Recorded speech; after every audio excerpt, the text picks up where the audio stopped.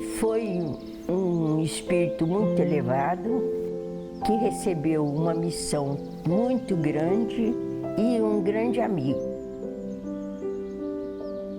Nasceu simples, viveu simples, morreu simples. O único homem que trabalhou durante 75 anos em favor de todos, menos dele. Somente um espírito superior teria essa presença espiritual.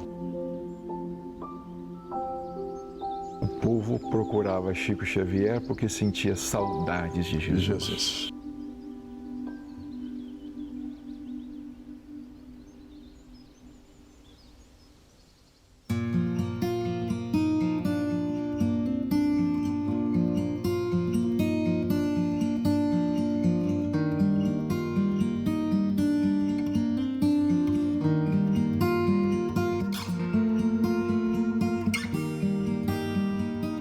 Eu não acreditava que fosse possível de existir um homem como Chico Xavier. Não acreditava. Eu achava que era um exagero dos biógrafos, antes de conhecê-lo. E eu costumo dizer hoje, em 21 anos de convivência, se nós reuníssemos todos os biógrafos para dizer quem foi, ele foi isso e muito mais.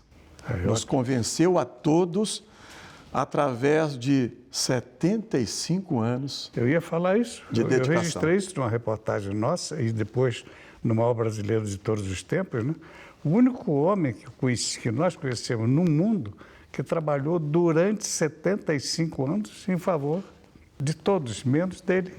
Eu costumo dizer em algumas de nossas palestras que eu passei a acreditar na biografia dos santos porque eu conheci Chico Xavier. Porque as biografias dos santos parecem muito exageradas. Exato. Não é verdade? Nós não convivemos com Francisco de Assis, Teresa d'Ávila, Vicente de Paulo, mas convivemos com Chico Xavier e sabemos que isso é possível. E eu guardo um detalhe muito curioso. Um dia Chico foi receber o título de cidadania em Catanduva, aí eu apresentei um jornalista espírita, diretor de um centro espírita, e esse colega, emocionado na hora que eu apresentei o Chico, falou assim uns 2, 3 minutos de tudo que ele era. E o Chico, de repente, eu disse: que Deus te abençoe, meu filho. Eu não sou nada, eu sou a poeira que vocês levantam por aí. E ele acreditava nisso, né, Saulo? Exatamente. Ele não dizia por dizer. Exatamente. Ele acreditava que realmente fosse um cisco, né? Exato. Por uma outra pessoa, dito por outra pessoa, seria uma ofensa.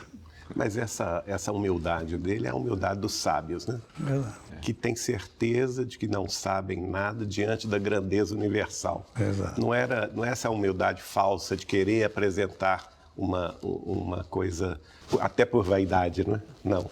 Era mesmo o sentido da humildade verdadeira. E por isso ele convencia. Sabe, Geraldinho, que isso inibia um pouco o Chico, né? Porque ele era muito mais, sabia muito mais. Sabia muito mais. Mas ele, dentro daquela humildade dele, ele silenciava muita coisa, Se conteve, né? Se continha. E outra coisa que me chama muita atenção nele, e eu convivi também quase 20 anos, é a capacidade de trabalho, né? Ele não tinha tempo ruim com ele. Era o dia inteiro, ele estava sempre inventando alguma tarefa, não estava descansando nunca, né, Bacelli? Então a gente ia para o centro espírita, por exemplo, para as reuniões públicas, que começavam às 8 da noite, iam até às 4 horas da manhã, e voltávamos para a casa dele às 4 horas da manhã, ele ainda queria colocar o café, o bolo, sentar, conversar, e só ia dormir às 5 da manhã, para levantar às 6. E a gente, nessa época que eu tinha 20 e poucos anos, eu tinha todas as forças e não conseguia acompanhá-lo. E ele já era septuagenário. Ô, Geraldo, por essa razão que eu não faço nenhum julgamento de valor quem conviveu com ele. Porque encontrar o Chico no final de semana, só no final de semana, é uma coisa. Agora, vai acompanhar o ritmo do missionário, de segunda a segunda. Eu fiz isso algumas vezes. E muitos não suportaram esse ritmo. A família, né, em Pedro Leopoldo. Quem somos nós para dizer que nós suportaríamos o ritmo que um missionário no quilate de Chico Xavier se submetia? O Benedito, Saulo, cozinheiro lá do Chico, pediu demissão. Pediu demissão e o Chico perguntou, por que você está indo embora? Ah, seu Chico, porque vendo o senhor trabalhar e fazer as coisas, eu estou chegando à conclusão que para ser espírita precisa de ter muita saúde. Terminava a sessão, na comunhão espírita depois, cristã depois lá na Casa da Prece, né? Enquanto tivesse alguém ali naquele corredor, ele estava para autografar o último livro ou dar aquele último abraço. E eu documentei uma coisa fantástica. Eu tenho uma das reportagens com ele, Natal de 1979. Nós estamos documentando o trabalho dele caminhando naquela fila. Pouco mais de 7.000 pessoas. Depois de ver atendido com os seus presentinhos 7.000 e tantas pessoas, ele foi para o centro e por volta de 2 horas da manhã estava psicografando uma mensagem que está documentada, que foi a emoção, a felicidade que eu tive de gravar ele psicografando a mensagem de um menino chamado Paulinho, falecido tragicamente no acidente. Os pais estavam sentados. Aí continuou o trabalho dele, terminou quase 6 horas da manhã. Você me fez lembrar uma coisa, Saulo, aquelas distribuições de Natal de Chico Xavier. Exato. Você falou em 7.000, mas algumas chegaram a 20.000 pessoas. Exatamente. Diante de Chico Xavier, eu vi muitas mães cair de joelhos e chegar até onde ele estava ajoelhado, como se estivesse se dirigindo realmente a uma figura iluminada que ele era, não é? Isso me emocionou muitas vezes. As mães se ajoelhavam. Embora ele não gostasse disso. Não, né? ele ficava incomodado com isso. Não gostava, mas era uma coisa espontânea. Era espontâneo. Ninguém Do povo, detinha, né? não é? Exatamente. Conhecia pelo nome, chamava. Quantas pessoas foi apresentado? Perguntava pela família, como é que está seu avô? Memória fulano de prodigiosa, tal? né? É. Uma memória E prodigiosa. quando eu o conheci, que foi no dia 14 de outubro de 81, ele não sabia, quer dizer, eu até então não tinha encontrado com ele. E ele me chama pelo nome, ainda pelo apelido, Geraldinho. Ah, Geraldinho. E eu fiquei assim, estupefato com aquilo, em São Paulo. E ocorreu um fato muito curioso essa noite, porque a reunião começou às 8h e eu estava ali ajudando a organização dos livros que ele iria autografar. E às 4 horas da manhã, o Galves, que é o presidente do centro, chegou perto da minha tia e falou, Nair, eu mandei fechar os portões. E ela falou com o Galves assim, mas você falou com o Chico? E ele falou assim, não, eu vou esconder isso do Chico, porque senão ele manda abrir de novo. E ela riu, falou assim, então eu duvido. Daí um pouco eu vejo o Chico chamando o Galves. Galves, vem cá, meu nego, abra os portões, por favor, porque enquanto tiver uma pessoa na fila, eu estou aqui para recebê-la.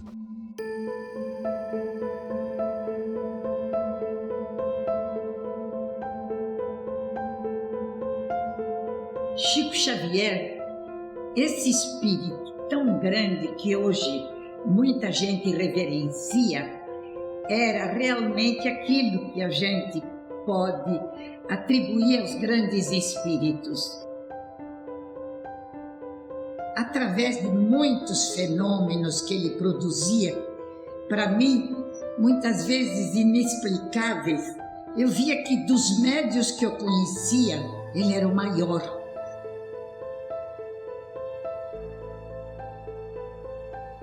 Ele era grande em suas atitudes, em sua maneira de agir e de pensar. Era grande, era realmente aquilo que o Evangelho fala, um homem de bem na terra, sem a grandeza que muitas vezes se lhe atribui a pessoas que não têm. Acha que a humildade é na roupa ou é não ter títulos. Ele tinha profundo, não orgulho nem vaidade, mas não se envergonhava de dizer que só tinha o curso primário. E falava muito bem, a maneira de portar-se era de uma pessoa realmente com a dignidade de um grande espírito.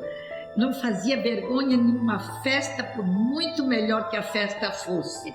Uma vez, num jantar, que ele estava presente, tinha sido testemunha num casamento e nós estávamos à mesa, eu disse, cheia de talheres muito bonitos, e eu observava como ele se portava ao pegar os talheres. Eu disse, Chico, de onde será que você aprendeu a conviver com tanta nobreza, porque ele era simples, de Pedro Leopoldo. Ele viu, e para não dizer que isto era de outras vidas, como qualquer um de nós diríamos, ele disse: primeiro eu observo quem pega o talher para comer. Então Chico era exatamente isto. Sempre se fazia o menor dentro dos grandes, mas ele era o maior.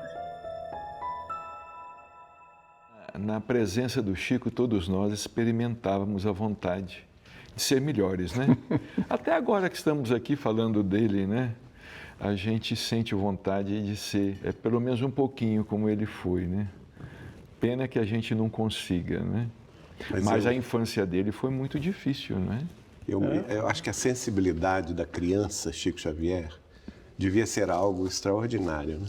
Ele me conta um caso, quando ele tinha 4 anos de idade, e que na rua a mãe dele colocava a cadeira na frente da porta, junto com a dona Cilia, que era a vizinha, e as duas colocavam a cadeira na frente da porta, e a garotada toda, todos os irmãos e irmãs dele e os filhos de dona Cilia Correia estavam ali ou jogando bola ou brincando de boneca longe, e ele tinha 4 anos de idade e ele pressentia que a mãe dele ia morrer.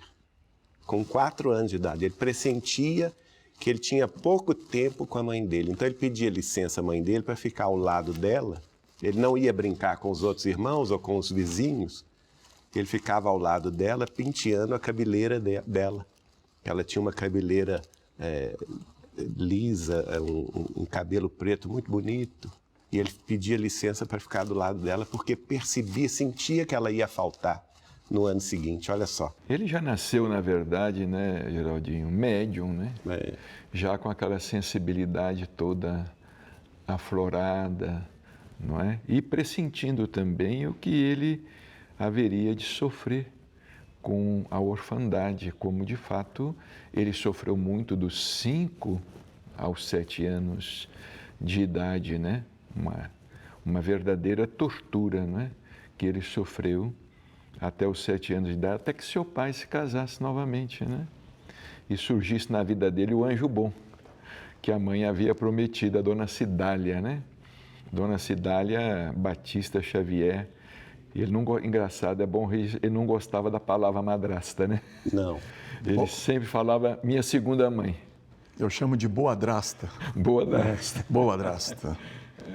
Agora, impressionante o contato dele com a mãe, né? Aos 5 anos de idade ele fica órfão de mãe, vai morar com a madrinha, que era uma pessoa perturbada, e a mãe aparece para ele consolando, falando com ele para ter paciência, né? Para se submeter às ordens malucas daquela senhora, porque para ela não se irritar o suficiente, porque ela poderia, né, Bacelli? Tem até um relato que você escreve, que o Chico te contou, que a mãe dele fala com ele: olha, meu filho, não faça nada com ela, não se irrite com ela, porque se ela se exceder nos castigos com você, ela pode maltratar o seu braço e você vai precisar desse braço no futuro. Poderia quebrar o braço dele, ele falou. Não é? Porque eu vejo nisso tudo, sabe, Geraldinho e amigos, né? Uma perseguição já do mundo espiritual para que Chico não viesse cumprir com a tarefa dele. Interessante que ele me conta também um fato, e ele, emocionado, ele vai me dizer: Geraldinho, é um fato muito curioso isto, porque desde quando me entendo por gente, na minha meninice em Pedro Leopoldo, quando eu tinha 5 anos de idade, eu guardo na memória, integralmente na memória, todas as páginas do Evangelho segundo o Espiritismo. Como pode ser isso? Como que uma criança de 5 anos de idade tem capacidade mnemônica de recordar todas as páginas de um livro? E ainda não havia aprendido a ler? Não. Teoricamente, não com havia 5 anos. Aprendido a ler, ele só foi para a escola aos 9. Na verdade, ele sempre viu os espíritos na igreja. Ele durante contava, a missa, contava para o padre. Na hora da consagração da hóstia, que ele via a luz descer e iluminar aquela hóstia. Né? Agora, o interessante é que esses fenômenos mediúnicos na infância, eles costumam acontecer com muita perturbação. Mas com Chico acontecia dentro de uma serenidade e de um equilíbrio. Uma naturalidade. Chico Xavier não teve nenhum privilégio, né? Uma infância difícil, sofrida, ausência da mãe, a primeira que fez muita falta, a segunda que morre também com o Chico aos 21, sofreu bullying no grupo escolar, no então grupo escolar de Pedro Leopoldo, um menino acima do seu tempo, fora do seu tempo, que nos deu essa dimensão posterior aí, né? E Fantástico. falando em menino, eu lembro exatamente, em 1971, eu resolvi fazer um documentário sobre o aniversário dele. Aí fui conversar com o Chico em Uberaba. Chico, você lembra alguns amigos seus de infância? Isso eu trabalhava só em rádio, não estava nem em televisão. Só vou citar um para falar exatamente desse aspecto da infância difícil.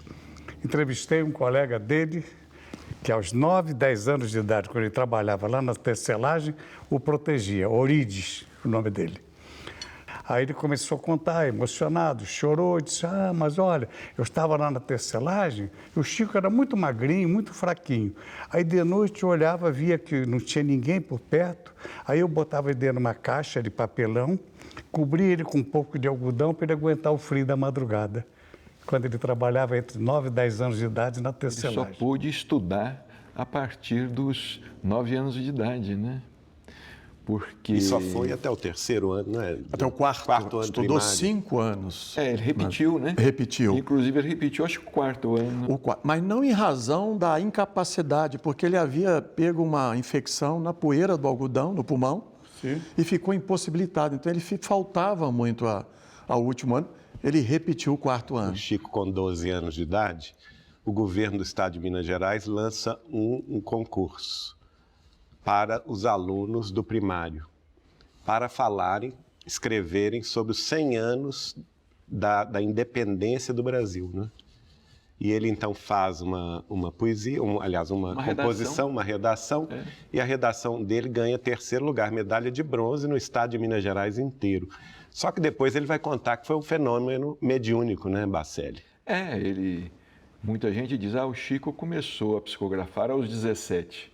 Oficialmente, sim, que ele se tornou espírita, né? 8 de julho de 1927, mas, na realidade, extraoficialmente, a primeira psicografia aconteceu aos 12 anos de idade, porque no momento de fazer a redação, ele viu um espírito, viu e ouviu um espírito ditando que ele deveria começar a escrever. O Brasil, descoberta por Pedro Álvares Cabral, e assim começava, não é?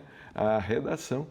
E o Chico ficou espantado com aquele fenômeno, perguntou a um colega que estava ao lado dele, chamava Alencar de Assis. Disse, Alencar, tem um homem aqui e tal e coisa. O colega falou com ele assim, Chico, você está com medo da prova. Mas foi com 12 anos de idade.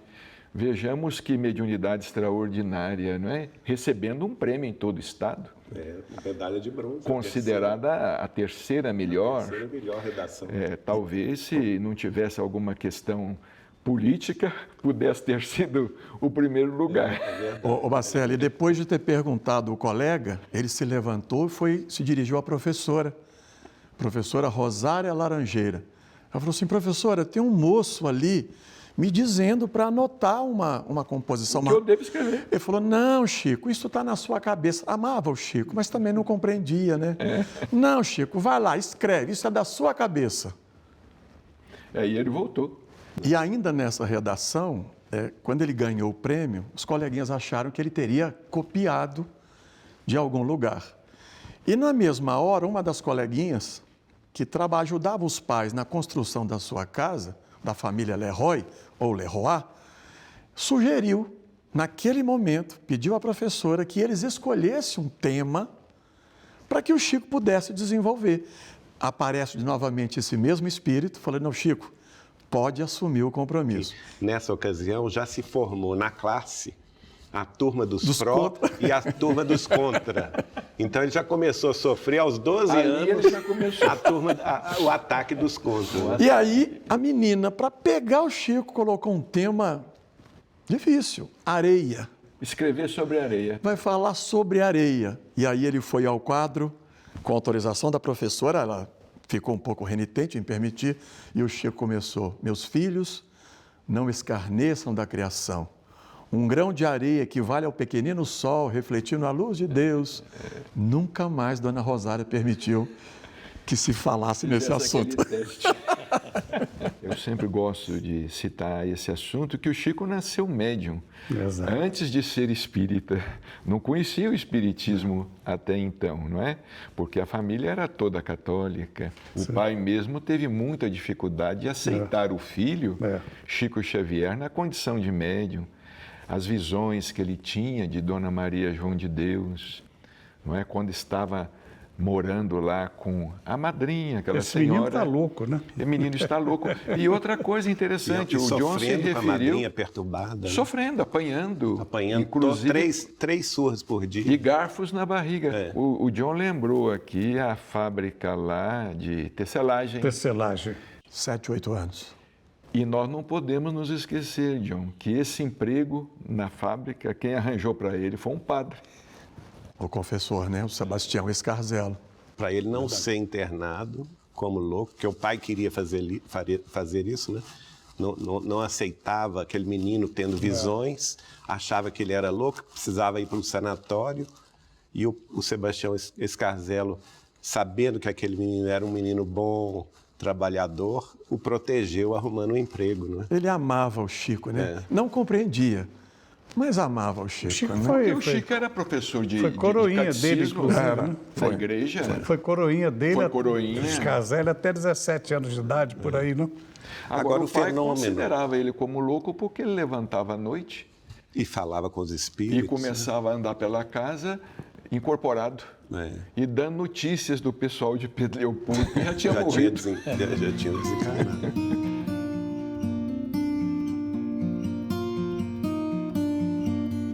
Olha, era uma vida muito agradável, muito saudável e de muitos sentimentos.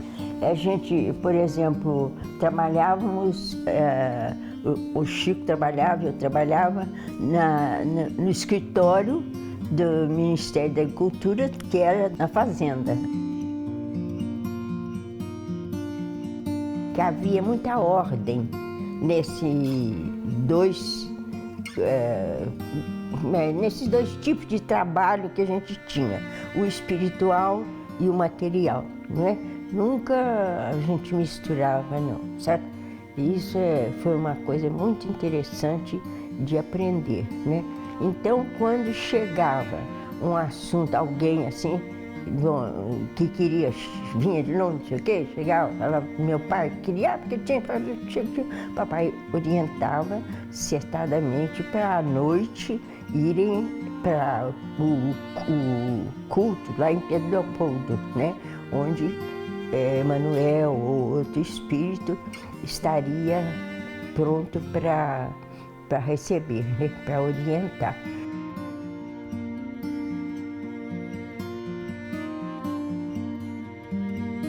Na construção tinha uma sala primeiro grande, onde ficava o escritório do meu pai e um auxiliar.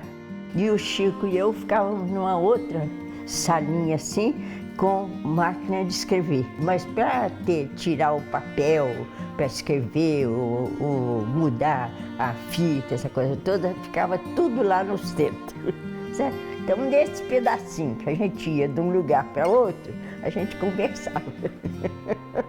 Porque também não podia conversar na hora do trabalho, né? Não podia dar esse mau exemplo.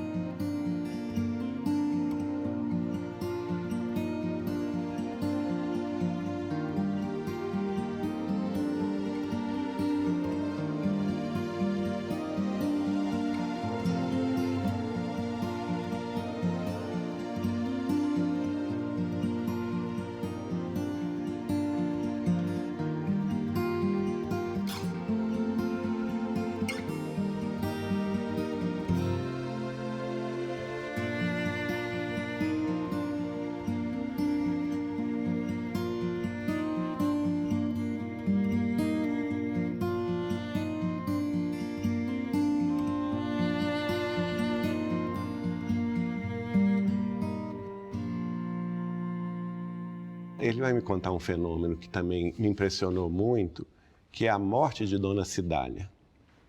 A Dona Cidália, que era a confessora dele, porque na infância ela fala com ele, não, Chico, você não fica contando isso tudo que você vê para os outros, não, conta só para mim.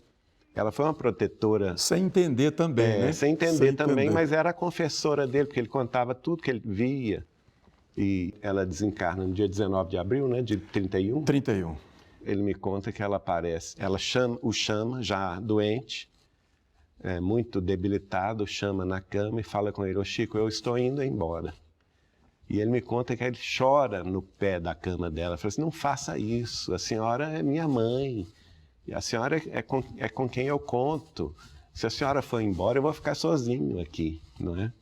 E, de fato, no dia seguinte, ela desencarna. Ela teve o pressentimento que ela ia desencarnar. E o Chico me conta que no velório, aquela época se fazia o velório em casa, né? Colocava-se o caixão ali na mesa principal da casa, e a família, os vizinhos vinham. E ele estava numa profunda angústia. Ele vai me dizer que essa noite talvez tenha sido a noite de maior angústia que ele vivera. E ele começa a ver uma estrada de luz, desaparece o telhado da casa, na visão espiritual dele, e ele começa a ver aquela estrada de luz iluminando o caixão. E depois ele começa a ver bolas de luz que vão descendo por essa estrada de luz. E à medida que elas iam chegando em número total de 12, essas bolas de luz se transformavam em anjos alados. Eram os irmãos do arco-íris. Anjos alados, eram diáfanos e tinham asas, ele vê essas asas, né? E todos eles vão beijando a testa de Dona Cidália ali, o corpo, né? O corpo inerte de Dona Cidália. Quando o último deles faz isso, o Chico vê o espírito dela se desprendendo do corpo. E ela vê que ele está vendo, tanto é que ela, segundo ele me contou, ela dá um adeuzinho para ele. Como quem diz, até logo, né? E para ele foi um sentimento assim de solidão muito grande, que ele sentiu que ela iria embora. E quando então eles pegam Dona Cidália pela mão, o Chico vê que ela se transforma num deles. Sem dúvida alguma, um dos espíritos mais iluminados, não é? Que nós tivemos na Terra, sem dúvida. A maior antena psíquica De todos os tempos. Agora vem a questão da irmã de Chico doente, né? Que a família tomada por obsessão, e a família procurou os médicos, psiquiatras da época e não conseguiram, até que alguém sugere um casal de Belo Horizonte, que é o Hermínio Perácio e Dona Carmen, para ajudar a família. Então, em maio de 27, esse casal chega e aí que Chico Xavier vai ter contato com a doutrina espírita, vai receber do casal de presente as obras de Allan Kardec. Duas, né? Exato. O Livro dos Espíritos e o Evangelho segundo o Espiritismo. Vale lembrar que foram sempre os dois livros que ele manteve à mesa. E carregava debaixo do braço, né? De suas reuniões até desencarnar, né? O Evangelho segundo o Espiritismo e o Livro dos Espíritos, né? E ele vai compreender a mediunidade que ele tinha nessa ocasião, porque o fenômeno já existia, ele já via os espíritos desde a fase infantil, né? Já se comunicava com os espíritos, mas não compreendia racionalmente o fenômeno. Então, com Allan Kardec, quando ele vai ler Allan Kardec, ele vai recordar-se daqueles ensinamentos todos de outras vidas. Ele então não tem opção a não ser pedir desculpas lá ao padre Sebastião Scarzelo e se confessar espírita, e a partir daí dedicar-se ao estudo da doutrina espírita. E vale lembrar que o padre o abençoou. Ele pediu a bênção. Ele pediu a bênção. E o padre o abençoou, porque ele não apareceria mais na igreja. Porque daí em diante tudo na vida de Chico iria se precipitar, né? Isso aconteceu no mês de maio, né, Geraldinho? Maio de 27. Julho ele já estava psicografando. Ele psicografa a primeira mensagem. Em junho funda o Centro Espírita Luiz Gonzaga. O primeiro, tudo acontece assim, rapidamente, não é? Agora ele sofre também pelo seguinte, porque quando fundaram o centro eram 9 amigos, 9 companheiros. na casa de um deles, né? Uma senhora... Dona Josefa Dona Josefa. Barbosa. Isso. Dona Josefa Barbosa. E nos próximos 9 meses, o Chico vai me contar isso, de junho, a fundação foi em junho. Nos próximos 9 meses seguintes, vários daqueles que fundaram o centro desencarnaram. Olha só. E praticamente ficou o Chico, o irmão dele, José, e mais um companheiro que a esposa, muito católica, fez de tudo para tirar e acabou ele saindo também. Foi quando o Chico começou a fazer sessões praticamente sozinho, né?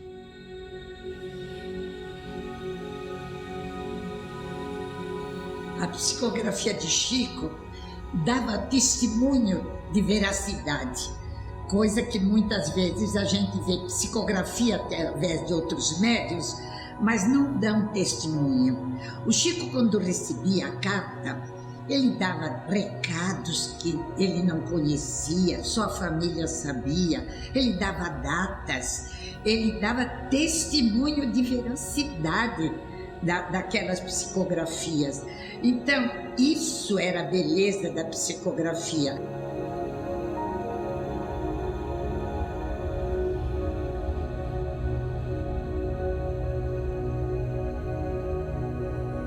Há tanto documento espalhado, realmente, e perdido até, que eu acredito que até futuramente se encontrará muito destas cartas, através até de séculos. Agora, dentro disto que nós não temos, mas o que temos é tão rico que ninguém precisaria psicografar mais nada por séculos.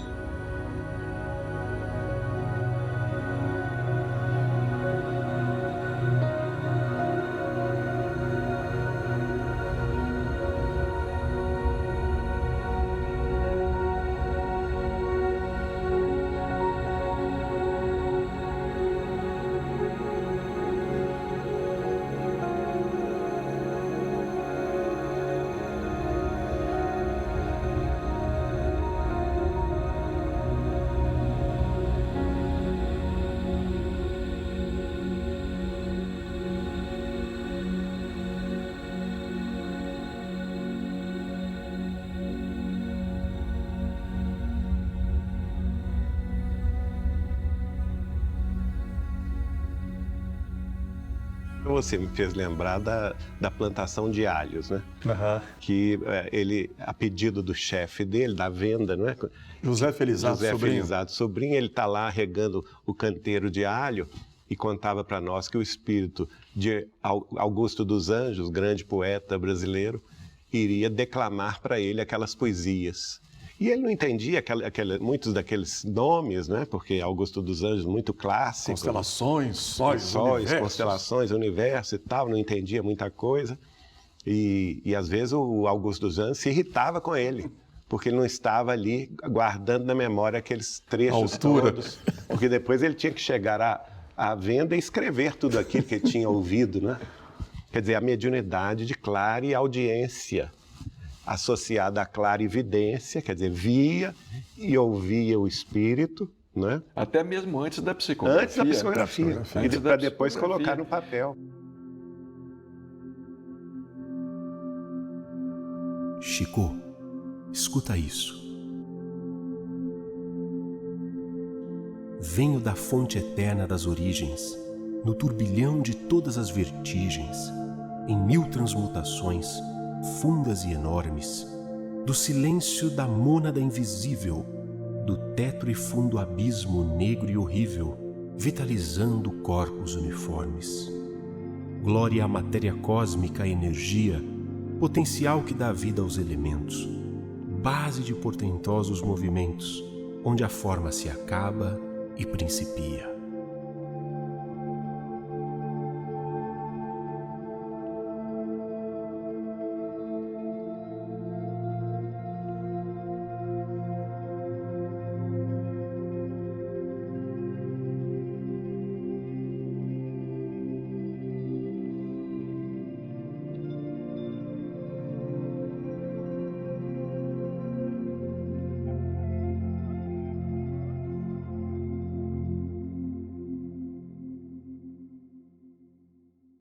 E aí interessante que ele começa então a escrever e inicialmente eu não sei, a gente ainda não descobriu como, não é? Talvez o irmão dele, José, manda esses poemas para o Rio de Janeiro, para o médio Inácio Bittencourt, que começa a publicar isso ainda em 1927, 1928, no jornal Aurora, do Rio de Janeiro. E ele assinava F. Xavier, ou então Francisco Xavier. A princípio assinava o nome dele, não é? E isso vai chamar a atenção do Manuel Quintão, na Federação Espírita Brasileira. A gente guarda as cartas, é muito interessante que a gente tem do arquivo pessoal do Chico, que está sob a nossa guarda, as cartas do Manuel Quintão, escrevendo para o Chico Xavier e mostrando, falando com o Chico, olha, nós aqui no Rio de Janeiro estamos encantados com esses poemas.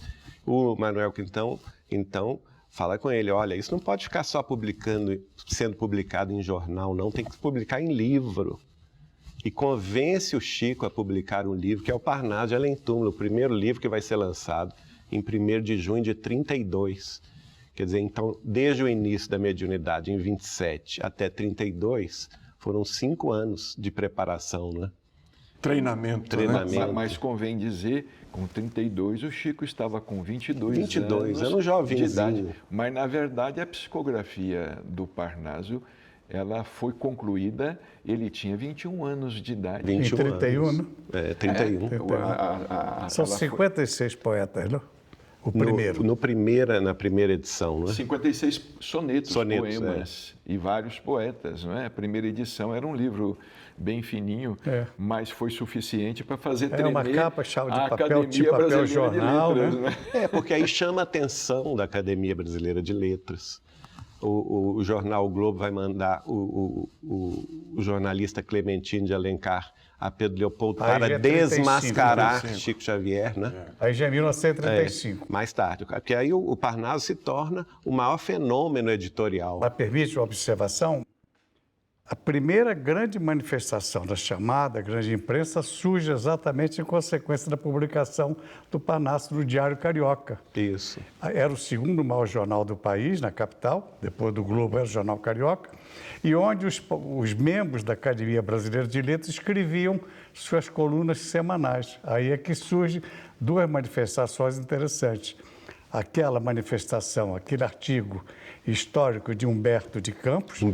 Quando nós recuperamos recentemente. Ele diz a preocupação de nós, poetas, no momento em que, pelas mãos de Chico Xavier, os poetas mortos continuam fazendo poesias.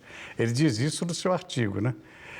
Aí, manifestação de vários membros da Academia de Letras começam a discutir Chico Xavier. E, dentre outros, vem Monteiro Lobato e diz uma frase histórica, se o Chico Xavier foi capaz de fazer, isso é Monteiro Lobato, todos essas publicações, esses sonetos, essas poesias, ele tem direito a escolher quantas cadeiras quiser na Academia Brasileira de Letras. Olha, eu costumo dizer que Chico Xavier foi o Livro dos Médiuns encarnado. Porque Chico Xavier, ele possuía todas as faculdades mediúnicas que Allan Kardec teve oportunidade de estudar e de apontar ali em O Livro dos Médiuns. Ele não apenas foi um excepcional médium de efeitos intelectuais, não apenas médium de psicografia, claro, ele se destacou no campo da psicografia, porque a missão dele foi a missão do livro. Agora, eu gostaria de falar sobre Chico Xavier através de sua própria condição anímica, a telepatia, ler pensamentos.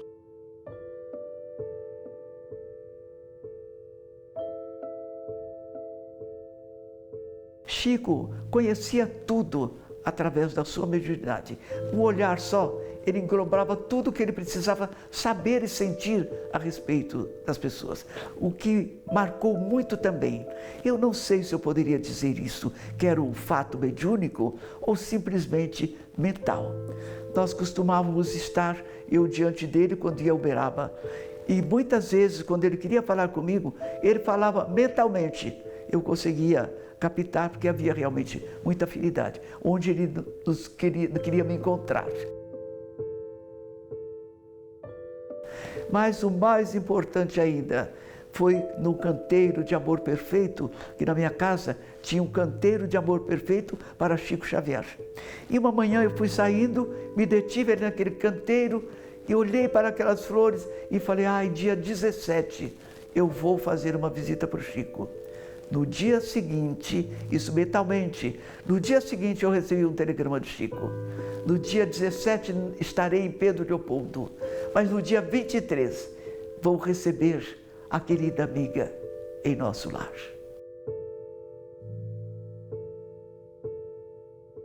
Antes de Chico Xavier chegar ao nosso centro, Chico Xavier já vinha em espírito através da sua mediunidade.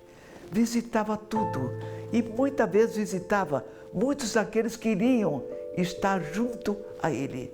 Haja vista, ele falou, meu filho, você aqui, ele já havia visto aquela pessoa. Mas a sua presença não se referia tão somente à alegria. Ele realizava grandes curas, sem mesmo o perceber. Havia um senhor que bebia há muitos anos.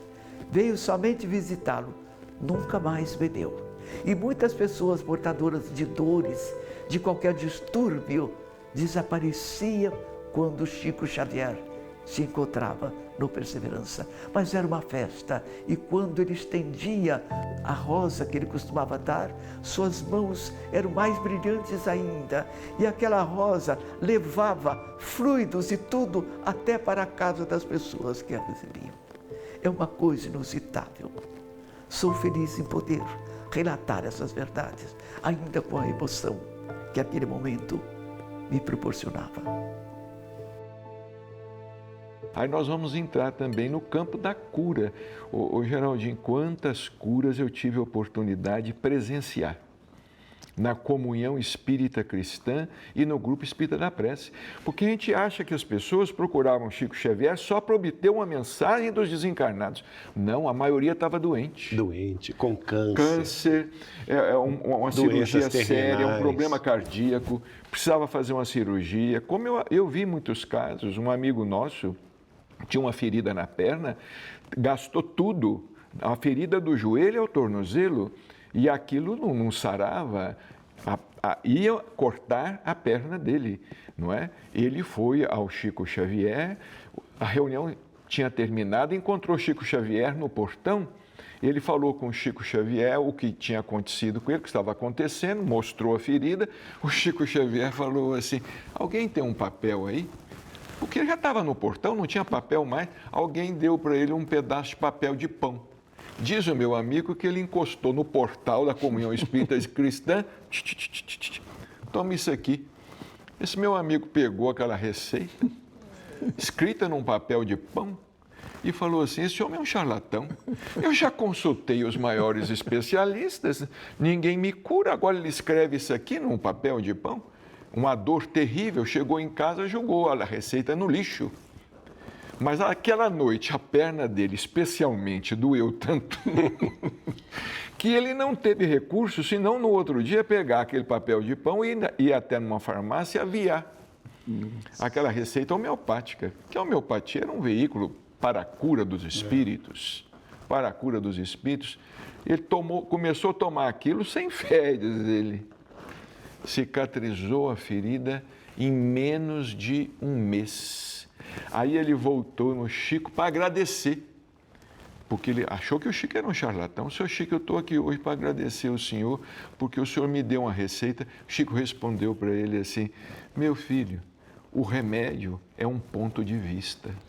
Quem cura mesmo é Jesus. Eu vi tantos casos assim. Maravilhosos, né? Mas tantos. Uma prima nossa de Belo Horizonte, que é a Wanda de Figueiredo Noronha, ela teve um problema gravíssimo, raríssimo, que ela foi comer aquela carne de porco e estava com bicho, né? Cisticercose. Só que no problema dela, deu a cisticercose no sangue, que é um caso, geralmente se localiza no órgão. No cérebro, não? E no caso dela foi no sangue. e durante muitos anos ela esteve à beira da morte, e foi Chico Xavier que recebia as instruções de Dr. Bezerra de Menezes pela psicografia, inclusive orientando o médico dela, que a essa altura ela estava em São Paulo, Dr. Dante, a fazer o remédio a partir do bicho macho da cisticercose, que acabou cristalizando todos eles no corpo dela. E ela então sobreviveu da década de 60, isso ocorreu na década de 60, e ela ainda sobreviveu 20 anos, só vai desencarnar em 1986. Basseri deve conhecer então bem o episódio de um presidente da Federação Espírita do Paraná, que veio uma delegação visitar o Chico. Em determinado momento, o Chico foi referência ao falecimento da mãe dele. Ele saiu da reunião meio constrangido, disse: o Chico não deve estar bem. Como? Acabei de falar com minha mãe ainda há pouco, está tudo bem no Paraná. Seguiu lá em Uberaba, foi para o hotel. Quando ele chegou no hotel, chegou o telefonema. A mãe dele tinha tido um problema e faleceu de repente, naquele período. Ou seja, o Chico estava transmitindo a ele o falecimento da mãe dele no momento que estava acontecendo. E teve um fenômeno também de presciência dele. Ele estava com a dona Lourdes, mãe do Vivaldo, e às 7 horas da manhã falou com ela assim: ô Lourdes, você tem costume de carregar um radinho de pilha, e eu gostaria que você me trouxesse ele ao meio-dia. É, Chico, por quê? Não, eu quero ouvir uma notícia que vai sair por volta de meio-dia, meio-dia e meia. Qual é a notícia? Por que você não ouve agora? Não, porque não aconteceu ainda. Mas o que é que vai acontecer? É a morte do Zé Arigó. Ah, coitado, ele morreu? Não, ainda não. Mas o espírito do Dr. Fritz falou comigo que vai tirar do corpo hoje. 71, né? E ela ficou impressionadíssima com isso, porque de fato houve a desencarnação do Zé Arigó. E logo os rádios, na parte da tarde, começaram a dar notícia.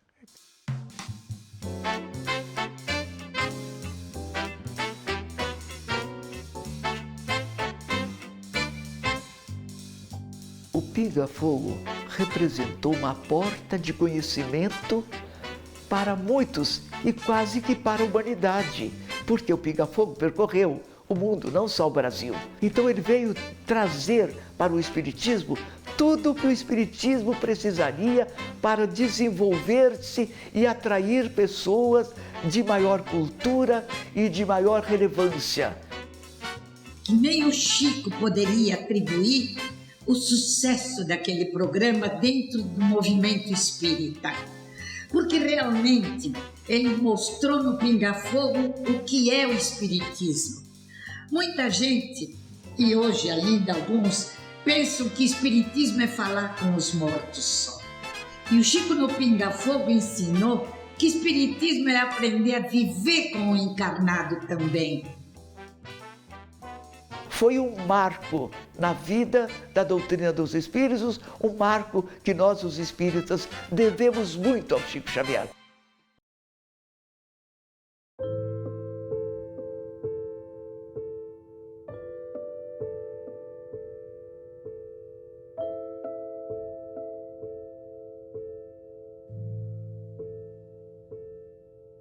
Agora, Chico sentia esta responsabilidade muito grande, porque ele passou a noite sem dormir e o resto do dia sem se alimentar, tomando café. E passeava pelo jardim da casa, orando e falando, orando e conversando com os espíritos.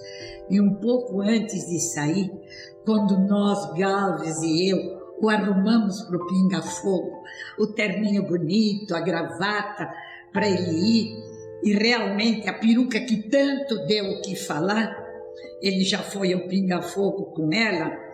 Então, o Chico chegou perto da fotografia de Jesus que tinha no apartamento dele e a beijou. Eu vi o Chico beijando a fotografia de Jesus e chorando. Ele sabia da responsabilidade que tinha em suas mãos.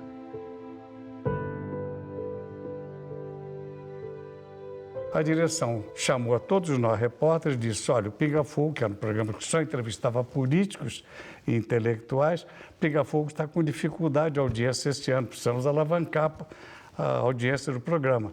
Cada um de vocês tem que indicar um nome capaz de alavancar a audiência do programa. Eu dei o nome de Chico Xavier. Foi uma bomba. Todos os diretores se manifestaram, 2 especificamente. O diretor comercial, Fernando Severino, disse, Saulo, você está louco? Já pensou que o pessoal do comercial, ninguém vai querer anunciar com a gente, botar aqui espiritismo na Tupi? E mais grave, a expressão de Cassiano Gabos Mendes, que era o diretor-geral. Saulo, nós respeitamos o seu trabalho, mas você quer trazer um pai de santo para o Pinga Fogo? Então veja quanta barbaridade nós ouvimos. Ignorância. Eu fiquei ouvindo parece os conselhos de Chico durante aqueles 3 anos. Mantive a calma, não perdi a esportiva, trabalhei por fora, consegui chegar ao senhor Edmundo Monteiro, diretor-presidente, e ele deu ordem para trazer o Chico para fazer o Pinga Fogo. Aí eu fui a Uberaba convidar o Chico. Primeira manifestação, não, meu querido, procure outros companheiros aí.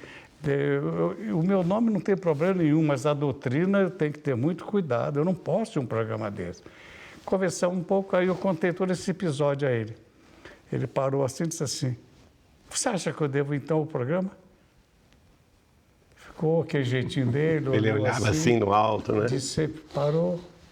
Você pode avisar os diretores lá que eu vou ao programa, mas a responsabilidade é muito grande. Eu não vou corresponder a esse programa. A entrevista é pequena, né? É. Fomos para o programa. O programa 1h30 era o tempo máximo. Até dos anteriores, os programas anteriores? Até Fidel Castro, Juscelino Kubitschek, Brizola, Carlos Prestes, pessoas, grandes, importantes figuras da política que estiveram nesse programa, nunca foi além de 1h30. O senhor Edmundo Monteiro, presidente, que autorizou, estava em Guarujá, no seu apartamento, ouvindo o programa, assistindo o programa. Ligou para a emissora e disse, dá mais 1 hora para esse homem, mais meia hora para esse homem falar. Dá mais meia hora. E resultado, foi a primeira vez que o Pinga Fogo teve mais de 3 horas de duração. A direção me chamou e disse assim, Saulo, nós temos que organizar a bancada de entrevistadores. Diz exatamente o Cassiano Gabos Mendes e o Fernando Severino, o diretor comercial, confirmou. Já que vamos brigar com a Igreja Católica, não vamos brigar também com os espíritas, Magrão. Ela é meu apelido. Por favor, você convida os espíritas para entrevistar o Chico. Para surpresa de todos, a maior audiência da história da televisão em todas as épocas, como até hoje. Nós tivemos segundo Ibope, 86 de Ibope, com apenas 11% de aparelhos desligados. Aí, resultado, termina o programa, audiência inédita na história da televisão, repito, até hoje. Aí, passado um tempinho, surge um outro fenômeno que quem conhece televisão sabe que é impossível. Eu fui chamado pela direção, quase no fim do ano, e disse, Saulo, nós vamos fazer o último programa dia 21 de dezembro. Será que o Chico, Pinga Fogo, será que o Chico Xavier não aceita vir ao programa? E o Chico voltou com essas mesmas características. Esse programa, segundo, teve mais de 4 horas de duração.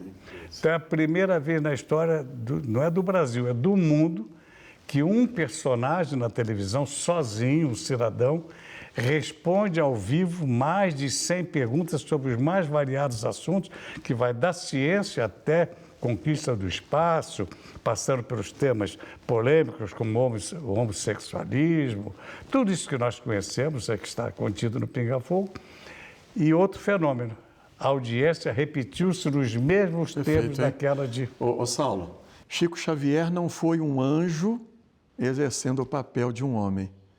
Ele foi um homem, como nós, de carne e osso, do mundo e no mundo, exercendo o papel de um anjo. Sempre. O fenômeno, inclusive, nós registramos, está na história, as ruas do bairro do Sumaré, que era o Alto Sumaré, um bairro de São Paulo e mais bairros próximos, por volta de 11 horas da noite, o trânsito estava totalmente interrompido. A direção da Tupi teve que pedir auxílio da Polícia Militar para organizar o trânsito. Pessoas saindo de casa para ir assistir, querendo abraçar o Chico, querendo ver o Chico. Não tinham como chegar. É como eu costumo dizer, pela primeira vez, através da TV, o Brasil viu a cara da doutrina espírita em Chico Xavier. Não é?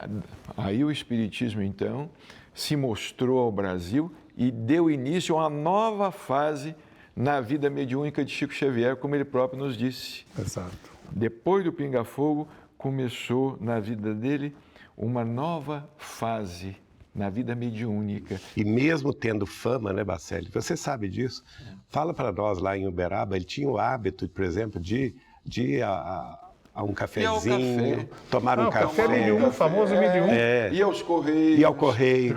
Ia à Livraria Católica. Sabe, ver a rotina comprar dele? livros na Livraria Católica. Saía do centro, ia lá na caixa postal, 56 número da caixa 56. dele. 56 número da caixa postal, retirava, ele mesmo pegava aquele monte de material, ia ali no 1001 tomar o cafezinho. Já não existe mais o 1001, o cafezinho, ele tomava o café. E a assistência, Bacelli lembra da madrugada? Maria Boneco, o caminho que ele tinha por uma louca que vivia na rua de São Paulo. Eu nunca vi o Chico fazer proselitismo. É querer que as pessoas sejam espíritas. Exato. Jamais, Eu né? nunca vi o Chico fazer, não, você precisa ser espírita. Você lembra, então, que Você precisa ler meu livro, né? Não, eu não falava isso. Ele não fazia isto. Ele ia na cadeia, nós íamos com ele visitar os presos na cadeia pública de Uberaba. Ele levava para os presos que os presos pediam. Uma vez, eu me lembro, um amigo, os presos pediam um cigarro. O Chico levava cigarro para os presos. O amigo falou assim, Chico, mas você levando cigarro para os presos, incentivando um vício, ou alguma coisa assim. Ele falou assim, meu filho, nós não estamos aqui para pregar moral para ninguém. Nós não estamos aqui para pregar moral, nós estamos aqui para visitar irmãos nossos. Nós poderíamos estar no lugar deles. E uma vez ele psicografou na cadeia cercado de presos. Ele se dirigiu uma visita a ele ao Carandiru, o Luiz Camargo Wolfman, que era um grande, famoso até hoje, como um dos maiores diretores da penitenciária do sistema penitenciário de São Paulo, chamado de Luizão. E todo mundo preocupado com a segurança, ele disse, não, meu filho, somos todos, tudo irmãos, são irmãos, deixa eu conversar com eles. Não querendo segurança, conversando com os presos, uma coisa fantástica, a reação do cara preso no Carandiru. O chefe do Carandiru lá, o delegado, não sei, o Chico queria abraçar os presos de alta periculosidade. É exatamente isso que eu estou contando, Luiz Camargo Wolfman. E eles não queriam deixar. Que era o diretor. E aí, de repente, ele virou para esse diretor e disse assim, mas veja, quantos presos... Aí ele disse assim, aqui nós temos 7.000 e tantos homens. Ele disse, quanto nós somos mesmo, meu filho? Incluindo, né, contagem. O chefe lá falou assim, Chico, você não pode abraçar os presos de alta periculosidade. Olha lá, ó. E estava a turma toda lá de fuzil. Porque podia ter um motim, alguma coisa, né? Ah lá, Chico, você não pode abraçar, porque se você for abraçá-los, pode ter aqui alguma coisa aqui dentro e eles vão atirar e você vai estar no meio. Ele falou assim, não tem importância não, se tiver que atirar, pode atirar. Mas eu não vim cá para abraçar só alguns, eu quero abraçar todos. Um homem diferente, né? No pátio do Carandiru. Completamente diferente. É tanto que nos convenceu a todos, né?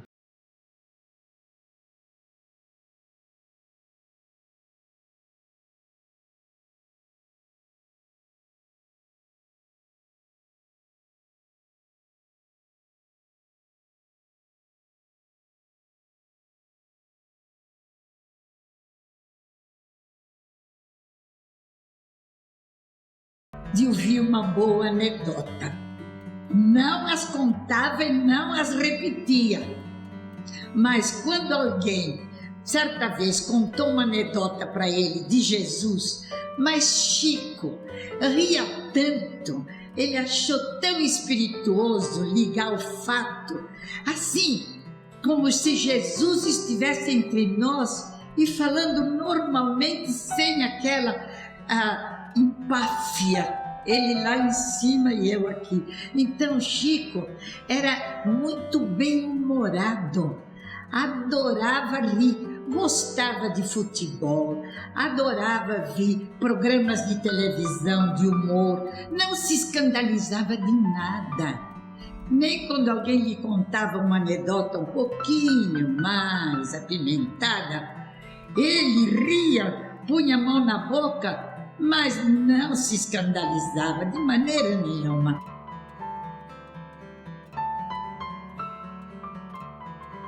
O avião começou a se inclinar para um lado, para outro, às vezes fazia-se uma pirueta, e o pessoal começou todo a gritar e a pedir a Deus, pedir socorro, e eu estou ali acompanhando.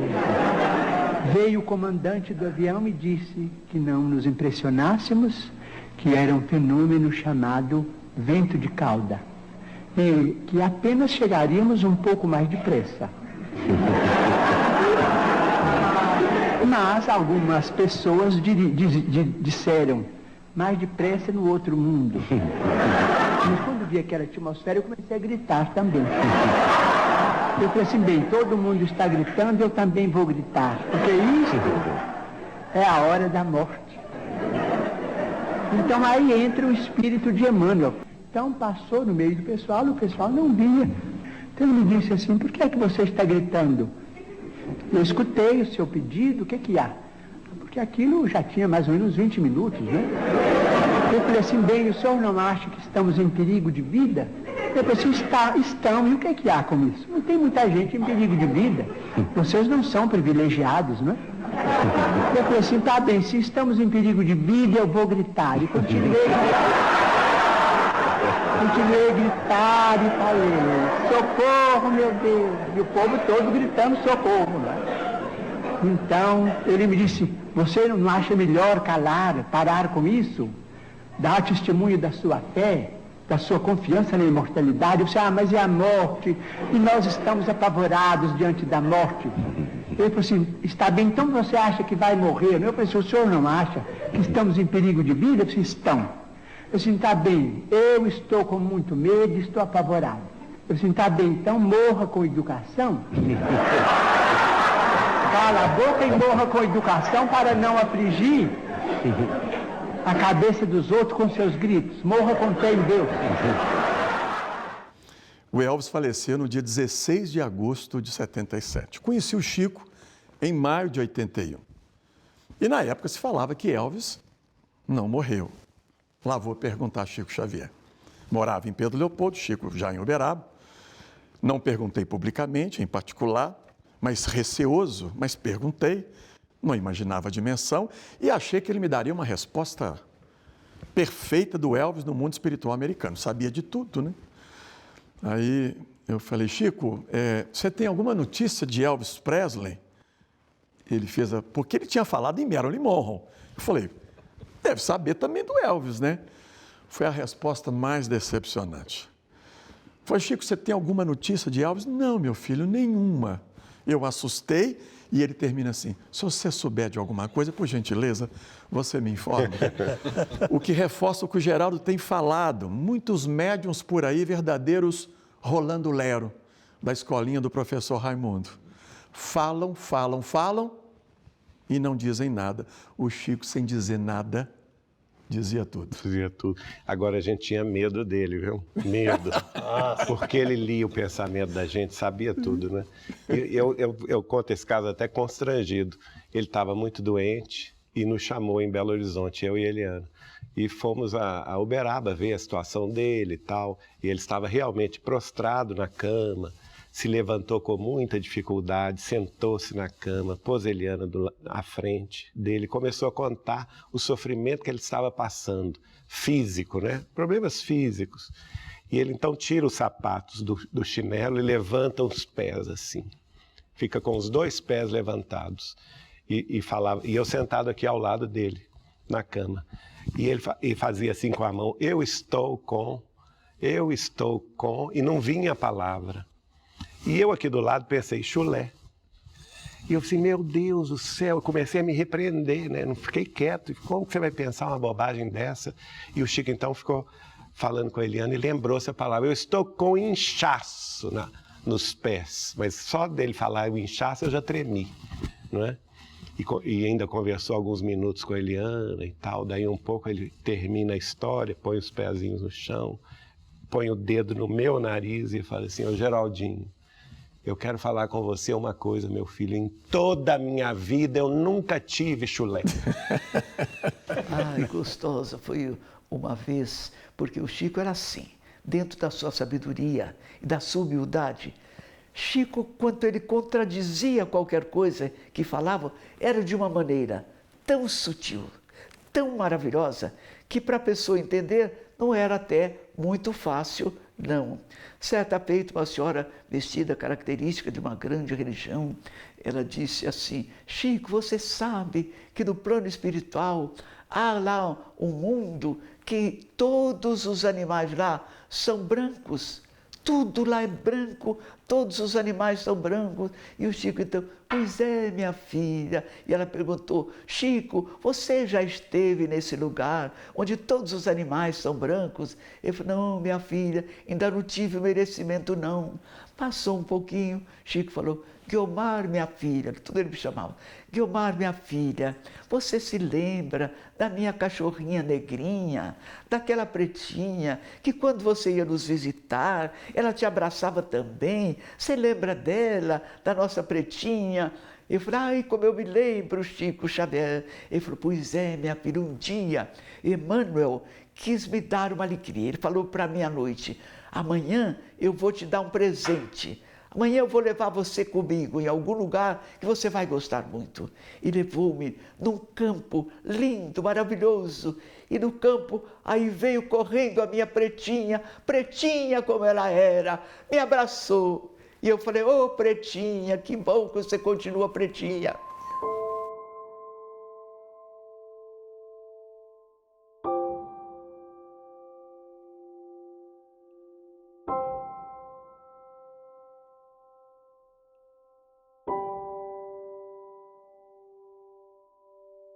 Ô Marcelo, eles têm me perguntado qual teria sido o maior legado de Chico Xavier. Como você já havia relatado, antes das mensagens consoladoras, ele pegava o receituário mediúnico. Começava ali às 4, 5, 6 e estendia pela madrugada.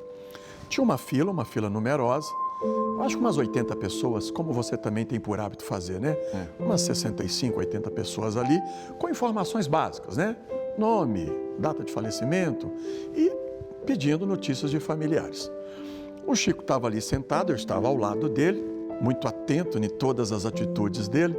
De repente, uma senhora no meio do salão surtou de tanto sofrimento, que você já deve ter visto vários sofrimentos. A pessoa havia perdido a mãe, os filhos e o marido num acidente automobilístico. Na minha ignorância, na época, eu fiquei imaginando como é que se consola uma dor inconsolável. Tão grande, né? Inconsolável, né? Chico se levanta, caminha em direção a essa mulher e choram publicamente os dois, sem dizer nada. Chico não disse absolutamente nada, disse tudo. Eu reparei depois do abraço, ela continuava chorosa, mas já tinha um brilho diferente.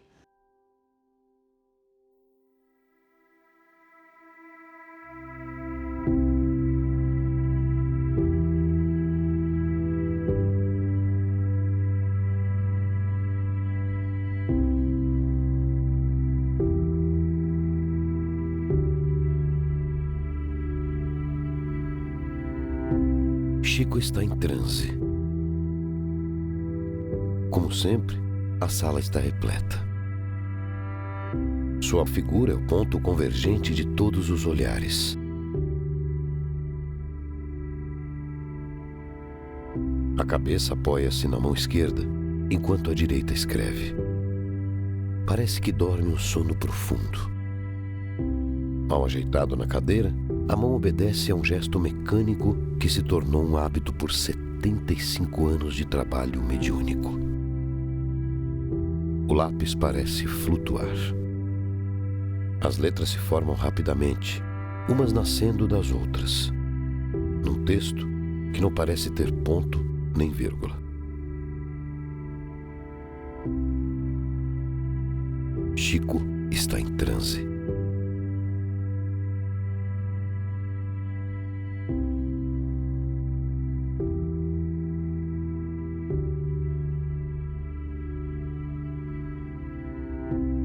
Respiração lenta e compassada. Ele dorme. A entrega é completa. O espírito que redige possui o seu corpo, que reflete todas as suas emoções. O comunicante chora através dele. O espírito não está apenas na mensagem que grafa, mas em todos os seus sentidos.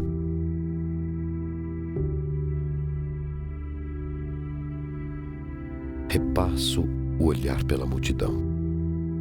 Todos os fitam com certa curiosidade. Muitos duvidam, mas respeitam. O tempo passa. 1, 2, 3 horas. Chico continua em transe.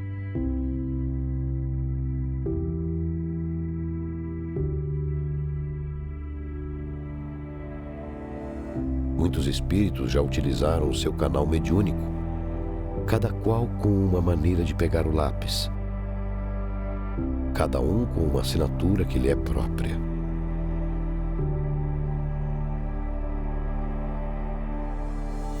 Depois de 4 horas de psicografia em público, Chico começa a sair do transe. Ele parece emergir de outra dimensão, retornando gradativamente. Sua mão deixa suavemente o lápis sobre a mesa.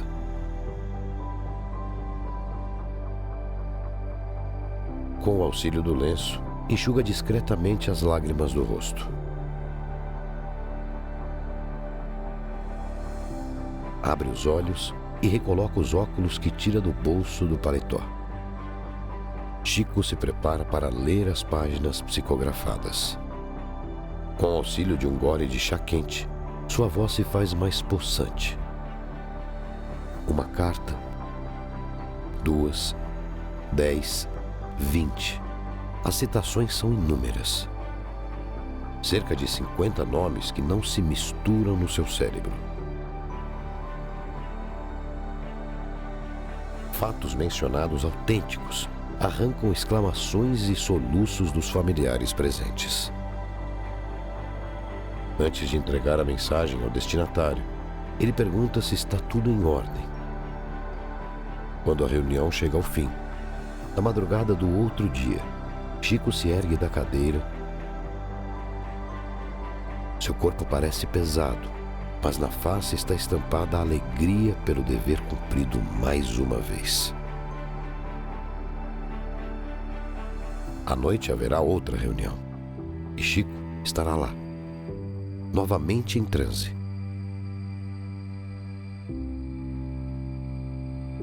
Assim como esteve praticamente em toda a sua vida.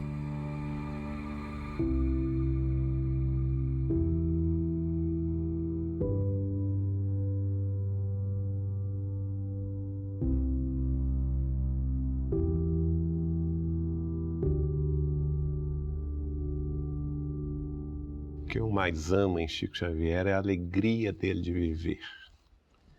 E passava essa alegria para a gente, a bênção de estarmos vivos aqui na Terra, de vivenciarmos essa experiência humana, não é? Que isso era uma chance única no sentido da nossa trajetória evolutiva, que deveríamos aproveitar isso ao máximo. E ele fazia isso tão verdadeiro, né, Bacelli, e transmitia tanto essa alegria de estar aqui, a alegria de abraçar os irmãos, de aumentar o círculo de amizades. Eu acho que o Chico foi um mestre do granjear amigos, porque onde ele ia, ele fazia amizades, ele ia se conectando com as pessoas, e por isso mesmo ele foi tão amado. E e não por acaso vai ser escolhido décadas depois como o maior brasileiro da história, não é?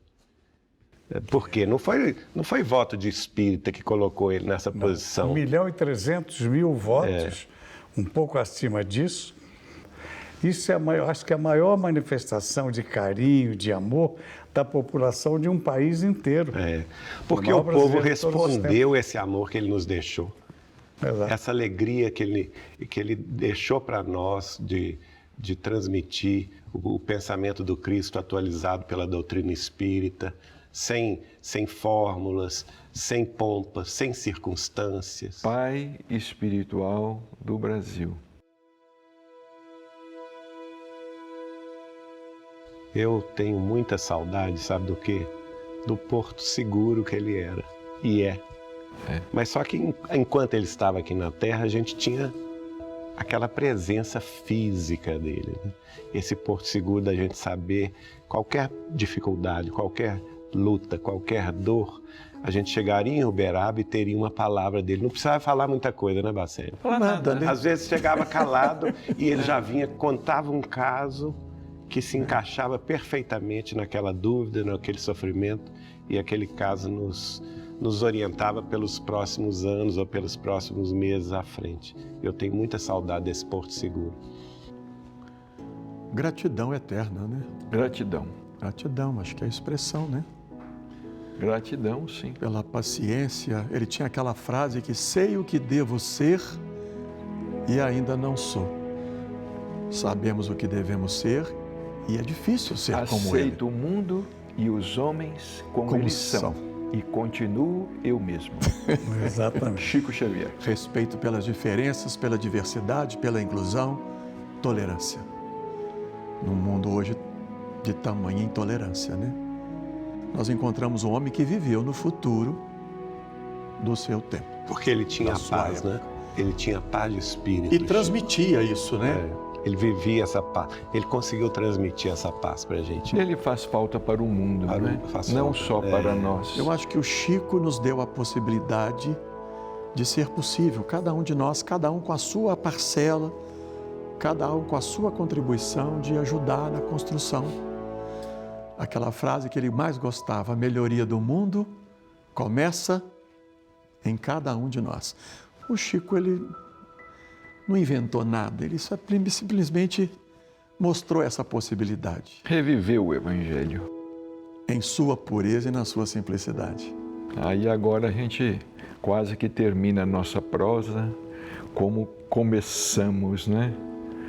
O povo procurava Chico Xavier porque sentia saudades de Jesus.